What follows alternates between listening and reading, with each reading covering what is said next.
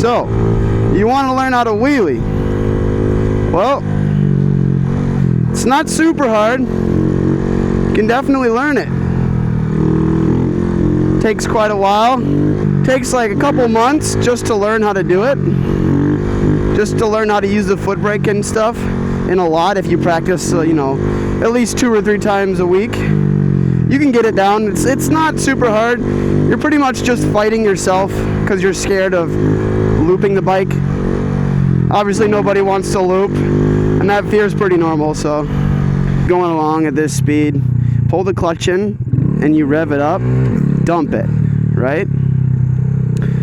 So you need to pull the clutch in and hold it in until it revs up. You'll hear it. You'll hear the RPMs gain, and then you aggressively let the clutch out hard, and you stay in your throttle.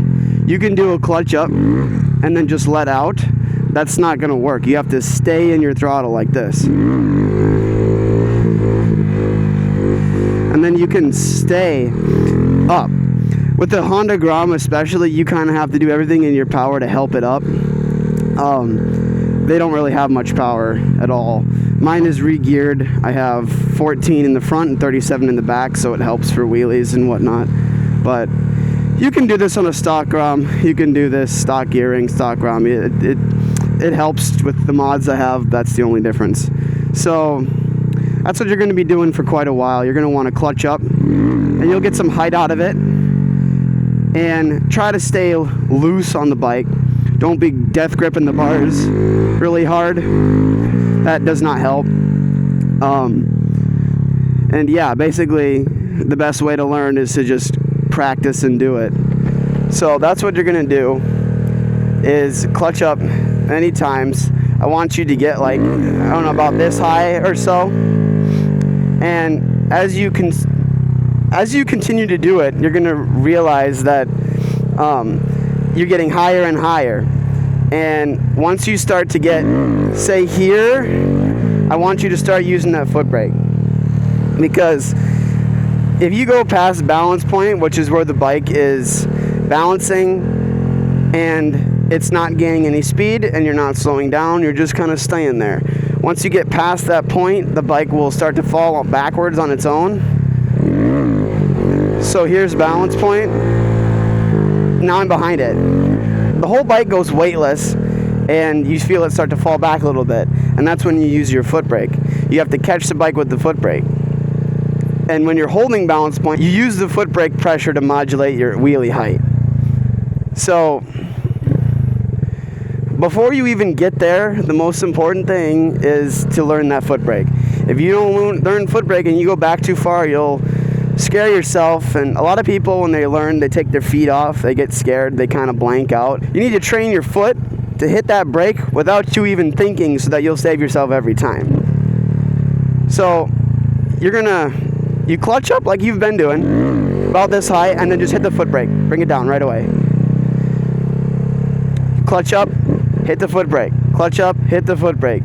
Do that a bunch of times until you feel like you've got it, right? And eventually you're going to come up higher, and it's going to scare you. You're going to be up this high, you're going to give it too much throttle, and then you're going to go back farther than normal.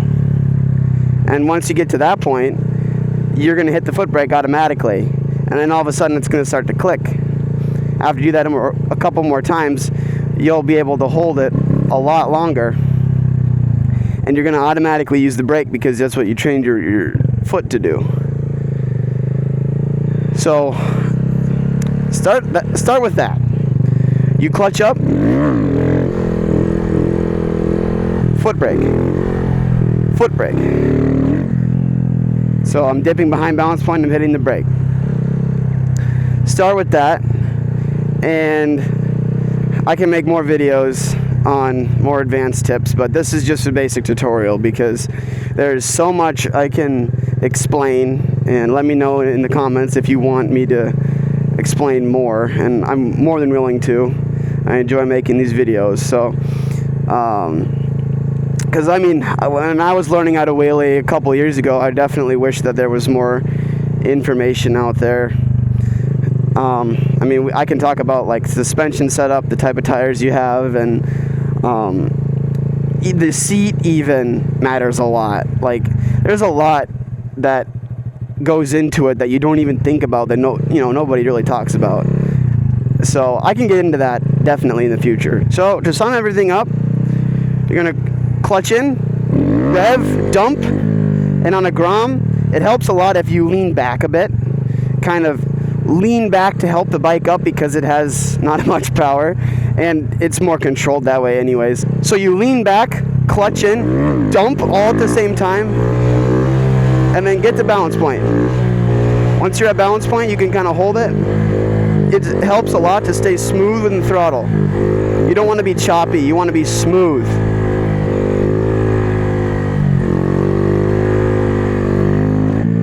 Once you know how to wheelie with the foot brake, it's going to be kind of hard to steer the bike, and that's where tire pressure helps a lot. So lower tire pressure, it's like a ball that's squished down more. It's harder for it to roll left and right. That's kind of how that works. You kind of want to start with a lower pressure and then work your way up from there once you're comfortable. But in order to turn the bike, you kind of want to keep your arms loose. You don't want to hold on to the bars, like death grip the bars. That will make it really hard to steer it. You're putting all your weight into the bars and not left or right. So in order to steer, kind of the way I describe it is you're like putting your left butt cheek down if you want to turn left, or right if you want to turn right. Let me give you an example. So my torso is off to the left now. My left cheek is on my hips are kind of steering the bike. You use your hips to steer the bike, and you don't want it to be pushing on your peg left or right, because the best way to describe it is if you're going along and you push left or right down on your peg as you're moving, the bike will move whatever way that is, and it kind of does the same thing in the air. So once you get that down, I'm in second gear right now. Once you get that down, you can kind of steer it, put that all together where you're dipping to slow down like this, right? And then you can go left. So yeah, you kind of combine that all together where you're using your rear brake, smooth throttle, and I always recommend when you're learning to stay in first gear. I've had friends that have learned in second. You can definitely learn in second on a Grom, but don't jump to it too fast, because it's much harder to get the bike up in second gear than it is in first on these. So it comes up faster and you have to stay in the throttle to keep it up. Especially stock. When they're not stock, it's a lot better, but you have to stay in that throttle and you're going faster. And if you're still learning and you wipe out faster speed, you might get banged up a bit more, you know what I mean? So first gear is always better to learn, but you can learn second too, and second is a lot smoother. It's not as jerky as first gear is, and you're going faster too. So it's really nice to wheelie in second. I wheelie in second gear on this bike most of the time, unless I'm doing circle wheelies. Yeah, that's kind of some of the basics I can cover. Say once you're comfortable doing first gear wheelies and you can go a pretty good distance, second gear, I can teach you how to do second gear on a Grom. It's definitely different than first. So first gear, it has a lot more snap and it comes up easier, but second gear, you have to kind of time it right.